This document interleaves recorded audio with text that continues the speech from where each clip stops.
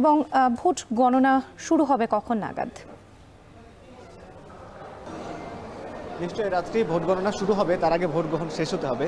এখনও যেহেতু ভোট গ্রহণ চলছে এবং আপনি দেখছেন যে আমি তাজউদ্দিন হলে রয়েছে এবং এখানে এখনও প্রায় 50 ঊর্ধ্ব শিক্ষার্থী বা ভোটার তারা এখনও ভোট দেওয়ার জন্য বুথে অপেক্ষা করছেন। আমি যদি আপনাকে একটু দেখাই, এই যে শিক্ষার্থীরা মূলত এখনও ভোট দেওয়ার জন্য অপেক্ষা করছেন। এখানে বুথ আছে মোট 16টি, কিন্তু এখানে প্রত্যেকটা বুথের ভেতরে একজন করে ভোট দিচ্ছেন।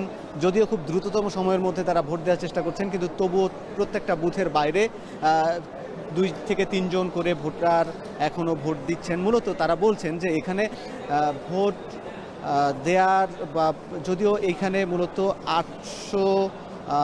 947 জন ভোটার, কিন্তু এখানে ভোট গ্রহণ শুরু হয়েছে মূলত নির্ধারিত সময়ের কিছু পরে, অর্থাৎ 9টায় ভোট গ্রহণ শুরু হওয়ার কথা থাকলেও 9:30টায় ভোট গ্রহণ শুরু হয়েছে এবং মাঝে 11টার দিকে মূলত এখানকার যারা কর্মকর্তা তাদের সঙ্গে শিক্ষার্থীদের একটু বাকবিতণ্ডতা হয়, যেখানে মূলত যারা শিক্ষার্থী রয়েছেন তাদের পরিচয়পত্র শনাক্ত করার বিষয়টি একটু জটিল প্রক্রিয়া হয়েছিল। তখন শিক্ষার্থীদের সঙ্গে এখানকার কর্মকর্তাদের একটা বাকবিতণ্ডতা হয়েছিল এবং তখনই মূলত প্রায় 1 ঘন্টার মতো ভোট গ্রহণ বন্ধ ছিল এবং তারপরে এখানে ছাত্রদল সমর্থিত প্যানেলের প্রার্থীরা প্যানেল সহ বেশ কয়েকজন প্রার্থী এই হলে প্রবেশ করার চেষ্টা করেছিলেন এই ভোট কেন্দ্রে বেলা 1টার দিকে। তখন মূলত শিক্ষার্থীদের সঙ্গে ছাত্রদলের সমর্থিত প্রার্থীদের একটা বাকবিতণ্ডতা হয়েছিল এবং সেখানে প্রায় তখন আধা ঘন্টা ভোট গ্রহণ বন্ধ ছিল, অর্থাৎ প্রায় 2 থেকে আড়াই ঘন্টা ভোট গ্রহণ বন্ধ থাকার কারণে এখানে মূলত এই ভোট গ্রহণ প্রক্রিয়া একটু দেরি হয়েছে।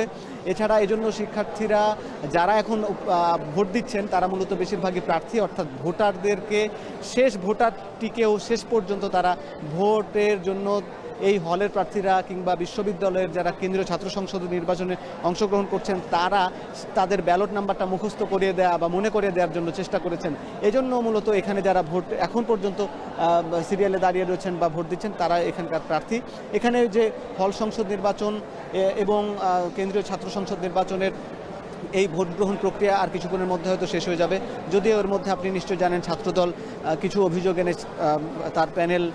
তার পুরো প্যানেল থেকে ছাত্রদল পদত্যাগ বর্জন করেছে, কিন্তু অন্যান্য যারা সমর্থিত অন্যান্য স্বতন্ত্র প্যানেল কিংবা ছাত্র শিবির অথবা অন্যান্য বাম সংগঠনের তারা ভোট বর্জন করেনি। তবে তারাও কিছু অভিযোগ এনেছেন, যেখানে মূলত কিছু অব্যবস্থাপনার একটা অভিযোগ আনেন। এখানে তবুও এখন বলা যায় যে এখানে কিছু অনিয়ম ছিল অমোচনীয় কালির বিষয়ে কিংবা এই যে ব্যালট পেপার নিয়ে, কিন্তু তবুও আমাদের কাছে যেটা মনে হয়েছে যে শিক্ষার্থীরা বেশ উৎসাহ উদ্দীপনা নিয়ে ভোট দিয়েছেন, কারণ দীর্ঘ 33 বছর পর তারা এই নির্বাচন করার সুযোগ পাচ্ছেন। তারা উচ্ছ্বসিত আনন্দিত।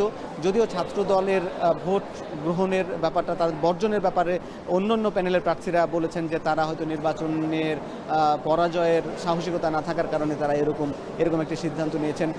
তবে সব মিলিয়ে এইখানকার যারা শিক্ষার্থী সবার মধ্যেই মূলত একটা উৎসাহ আমেজ বিরাজ করছে, যে এখন দেখার অপেক্ষায় যে এই ভোট গ্রহণ শেষ হলে ভোট গণনা শেষে কে হবেন এখানকার নির্বাচিত প্রতিনিধি। এই ছিল রাত্রি তাজউদ্দিন হলের খবরাখবর।